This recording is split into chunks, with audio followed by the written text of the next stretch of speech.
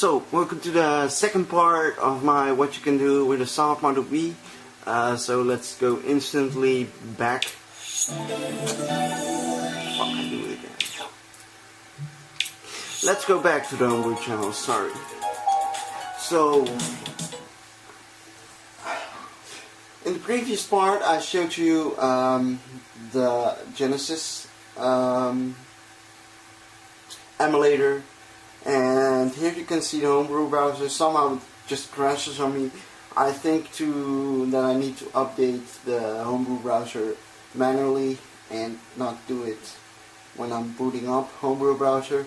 So I finally got an SD card reader again, so I can update it manually on the PC. iOS 58 installer. Some homebrew programs use it to in order to install their forwarder channel, so I just installed that shit. The preloader mod is the menu I showed in the first part before the Wii actually boot up. So this is actually the brick saver. ScummVM is pretty funny. You can play all point and click adventures on the Wii. Some of those games actually have a protection on it, so hopefully this one works. Yeah, this one works. The second game of Monkey Island had some sort of weird protection thing on it, and you cannot control it, or you can. Actually, if you press down or left on the Wiimote, wait.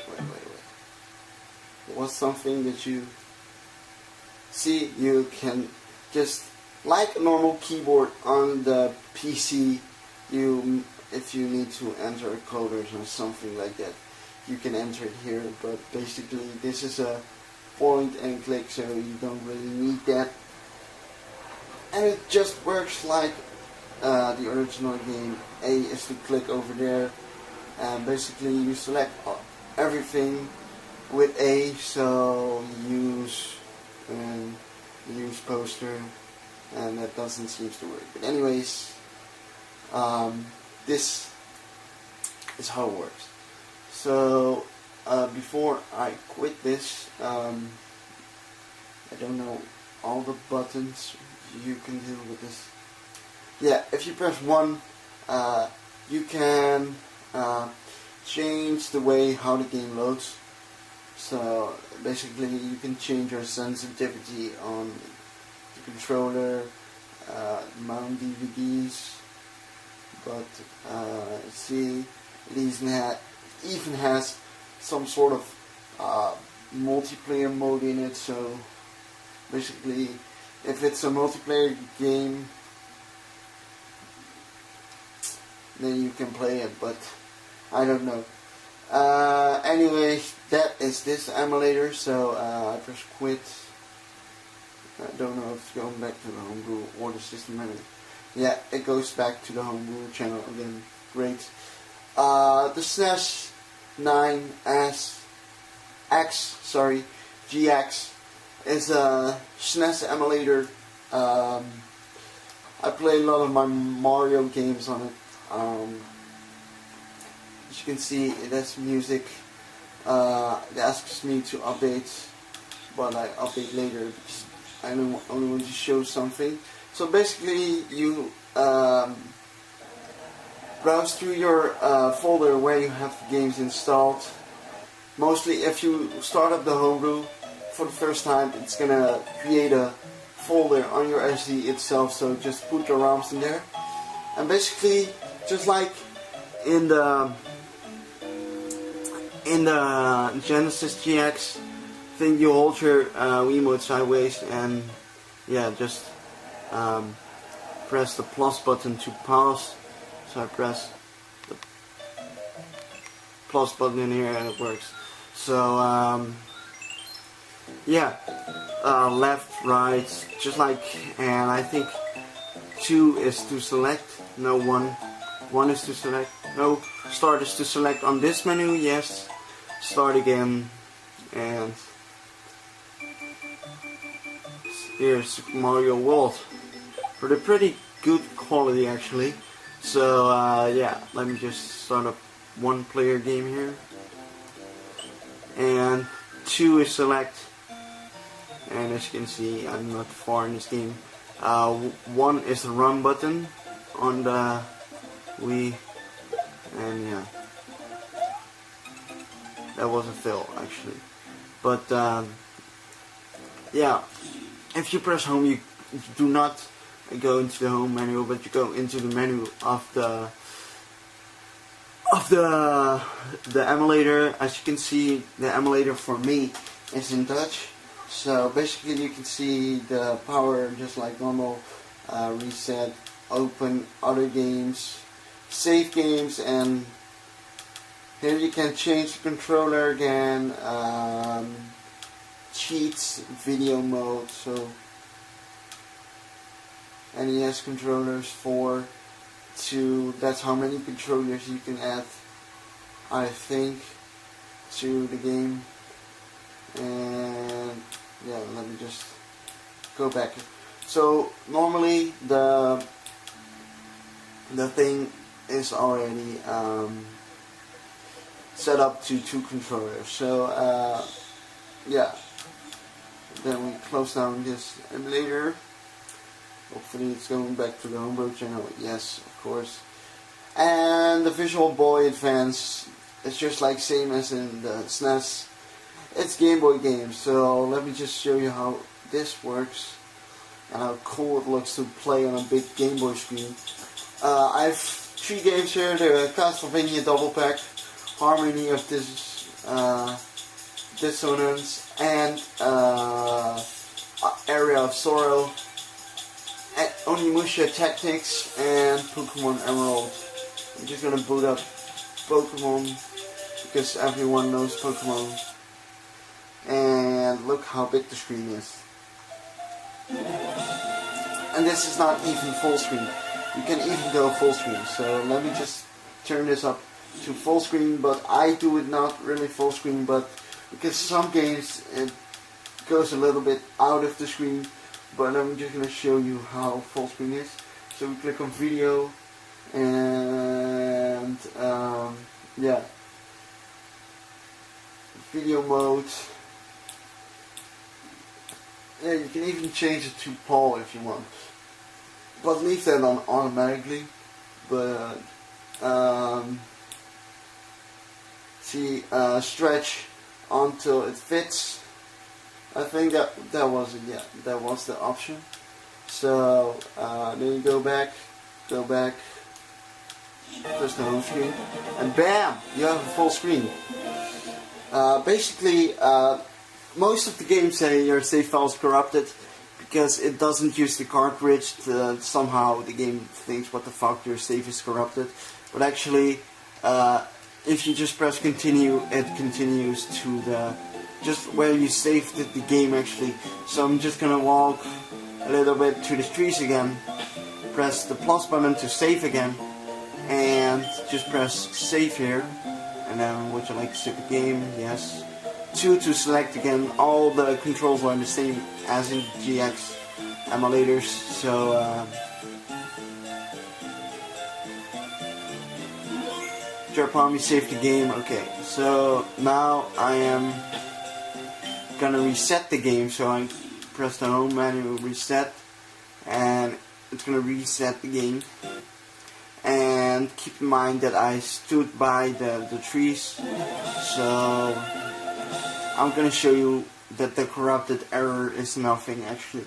So you press continue, and as you can see I'm still standing by the tree, so just ignore that error, it's just because you loaded in this emulator.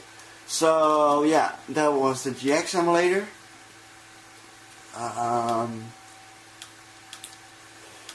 And yeah, I want to close this shit off.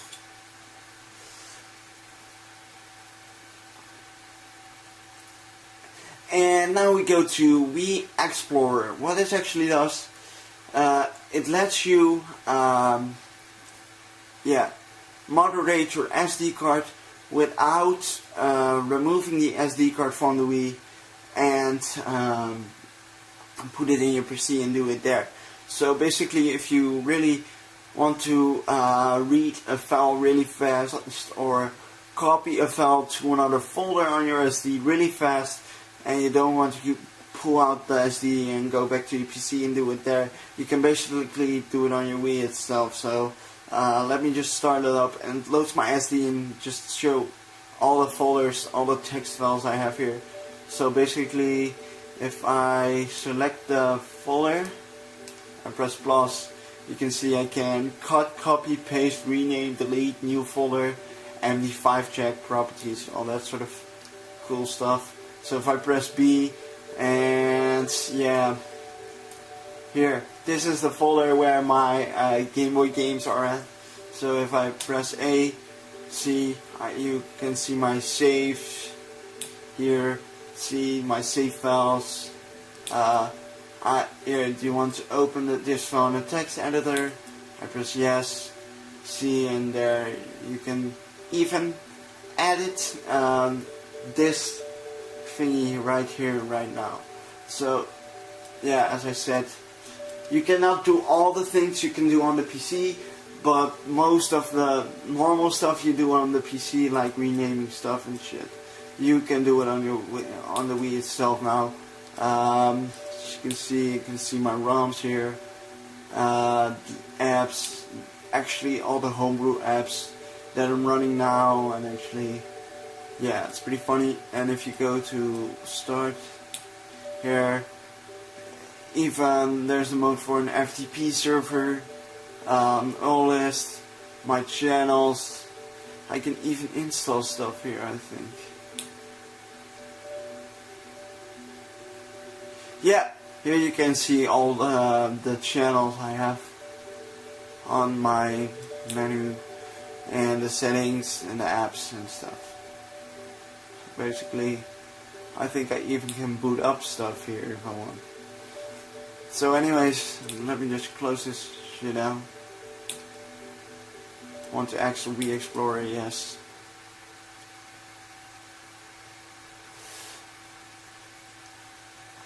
And now go to the next step. And this is WiiFlow, the other USB loader. Pretty fancy, but not that good because you cannot change anything. And WAP Manager, I get different versions here, but basically 1.7 is actually the last one I got. So basically what I already said, you can install custom channels to your Wii, or actually install WAP files. Basically you use this, as I already said, to install custom Wii channels and WiiWare. So basically you first select which iOS your Wii is running on. For me that's 249. Then it's loading the iOS, and then select non-emulator device, just press disable. It depends on how your Wii homebrew was installed. So and then select source device, WiiSD slot, and basically this is new in 7.1 that you can even browse your whole SD here, but normally in the old versions it goes instantly into the WAP stuff. So let me just go back to the channel, and I'm just gonna remove one WiiWare game, and I'm just gonna show you how to install a WiiWare game. You know what? I'm just gonna do that in another tutorial. So basically, this is what you can do with a soft-modded Wii. Of course, you can do a lot of more things. There are a lot of other homebrew apps you can use, but I don't have it installed on my Wii.